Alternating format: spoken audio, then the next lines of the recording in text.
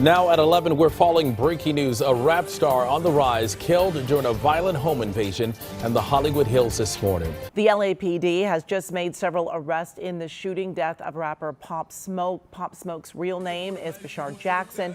The music world is in shock as police search for the shooter. The world as it stands in 2020 is not the best place, and not the least of which is because we've lost an incredible amount of people throughout the year. In the rap world, one of the biggest losses was that of Pop Smoke, whose life was taken in a place where he should have felt the most safe. Allow us to give you a look into the life of Pop Smoke and how rappers have reacted to his death. Be sure to like the video and subscribe to the channel. Number 7. Who was Pop Smoke? Before we dive into his passing and the impact he had on many rappers' lives, let's look at the early life and success of the man known as Pop Smoke. Do you want to win a brand new iPhone or a brand new MacBook Pro? Maybe you'd prefer a $500 Amazon gift card. Well, comment the hidden message in this video for a chance to enter to win. Bashar was born on July 20th, 1999 in Brooklyn, New York to a Jamaican mother and a Panamanian father. He spent his childhood in the Canarsie section of Brooklyn. There, amongst other things, he started dealing, and at 16 years old, he leased a BMW 5 Series, spending 2 years on house arrest after catching a charge. So not the best way to start off your childhood, would you agree? But his life did get better after a while. He began his music career in 2018 while hanging around other recording artists like Jay Guapo during the studio session, initially remixing popular songs within the New York City drill music scene, before embarking on creating original music. In a Genius interview, he stated that his artist name of Pop Smoke is a combination of Papa, a nickname given to him by his Panamanian grandmother, and Smoke, part of a nickname given to him by childhood friends, which is actually kind of cool when you think about it, because it means that even when he was trying to be hip and relevant in the industry, he was still going around and trying to be respectful to those who were close to him growing up. If only other people had that kind of caring about those who helped them start, then the rap industry might just be a better place altogether. It's also good to know that music was, like for many others in the industry, not something that they were born into, but just happened to be a part of. Him hanging out with the other artists inspired him to do more, which he would indeed do. Number 6. His music career. In April 2019, Pop Smoke released his breakout single, Welcome to the Party, the lead single of his debut mixtape, Meet the Woo 2019. The song was later remixed 2 times, one featuring Nicki Minaj and the other featuring Skepta in August 2019. The song was noted for its usage of UK drill production, later commonly seen throughout his discography. This was due to frequent collaborations with British drill producer 808 Mello. Other well-known songs of his include NPR, Flexin', and Dior. Following the rise to popularity of Welcome to the Party, he collaborated with other popular artists on singles such as War featuring Lil TJ and 100K on a Coupe featuring Cowboy. In December 2019, he collaborated on Gotti with Jack Boys and Travis Scott, which is the last track on the Jack Boys 2019 album by Scott and his Cactus Jack members. In February 2020, Pop Smoke released his second mixtape, Meet the Woo 2, with features from Quavo, A Boogie with a Hoodie, Fivio Foreign, and Lil TJ. In 5 days of its release, a deluxe edition was released with 3 new songs: Wolves featuring Nav, Dior Remix featuring Gunna, and Like Me featuring PNB Rock. Pop Smoke's manager, Steven Victor, announced on May 14th, 2020 that Smoke's posthumous debut album will be released on June 12th, 2020. American rapper 50 Cent gave praise to the deceased rapper and expressed interest in finishing the album, with possible features from Roddy Ricch, while also promising to get Pop Smoke's mother to an award show. In April, a documentary was announced to be in the works. Nigerian singer Davido was later revealed to be featured on the posthumous album. Pop Smoke's posthumous debut album, Shoot for the Stars, Aim for the Moon, was originally set to release on June 12th, 2020, but was released on July 3rd, 2020. You almost have to wonder how big he might have gotten if he was able to stay in this realm and keep making music. It was clear that he was well liked and well received by both those in the industry and those who listened to it. And as you have now heard, many wanted to honor him after death by making his last tracks and album released. That doesn't happen unless you make an impact on people's lives. Number 5. The death of Pop Smoke. Now, sadly, we must talk about the abrupt and somewhat random death of Pop Smoke, because he didn't die on the streets or while driving a car. No, he was killed in his own home during a robbery. Before dawn on Wednesday, February 19th, several people broke into his home, at least one holding a gun and at least one masked, according to the Los Angeles police. Someone staying there contacted a friend on the East Coast, who then called 911. Within minutes, the call was relayed to Los Angeles, and the police were at the home, but it was too late. The intruders had fled, and a person inside had been fatally shot. Pop Smoke's record label Republic confirmed that he was the victim. There were no immediate arrests, and the police said they were still investigating a motive. A number of celebrities in Los Angeles have been victims of home invasions in recent years, and fans of Pop Smoke wondered whether he had unwittingly provided bait to thieves by posting photos of cash and his address on social media. Whether that was possibly the cause is neither here nor there. If they had just known that Pop Smoke was there, it's likely they might have tried no matter what. The next door neighbor, Jessica Lowe, 25, said that the rapper often carried her groceries up the steps when she was returning home from shopping and was friendly with her entire family. She said she was more than shocked at news of his death. I thought it was a joke, she said. Obviously in this world it seems possible, but it's just like, why now? Miss Lowe said. Why now indeed? Why would they attack on the day in that month of that year? Sadly, we'll likely never truly know the answer. Just as depressing though, it was confirmed that 4 people fled the scene of the robbery turned violent violent death. There have been no confirmed arrests leading to the case being solved, which means that those who took his life are still out there. But arguably more disturbing than that is what the death of Pop Smoke means in the large scale. Number 4. The 21 Club. When you hear the phrase the 21 Club, you're likely thinking of a cool group that came together when they were 21 or have a special connection to 21 that they sing loud and proud. But it's just the opposite. That is the name given to a group of rappers who have all died before or during their 21st year of life. And many rappers have even gone on and sang things about this, including the late rapper Juice WRLD, mainly in his song Legends. He noted a certain thing about the life expectancy of certain rappers. What's the 27 Club? We ain't making it past 21. Juice WRLD died just 6 days after his 21st birthday. Coincidence or something more? Let's discuss. You see, in the last few years there have been a slew of tragic passings in the world of rap, including many passing before or just after their 21st birthday, such as Juice WRLD's friend 6ix9ine. He sang that song as tribute to him of sorts, and noted how there are many rappers out there who won't live past that age for one reason or another. To be clear, Juice WRLD and X died in very different ways. Juice WRLD died via a substance abuse problem that choked out his body, while X died because of a robbery gone wrong. Not unlike what happened with Pop Smoke in 2020, but no matter the way, the fact remains, they didn't make it past 21, unless you believe he faked his death, which sadly is something that many people believe, but we won't get into here. Regardless, Juice WRLD felt that his life was going to be anything but short. In fact, during an interview, he noted that the fame of everything hadn't gotten to him yet. I haven't really felt like, oh my god, what just happened, he said, but I think it's a good thing because when people get caught up, they can get lost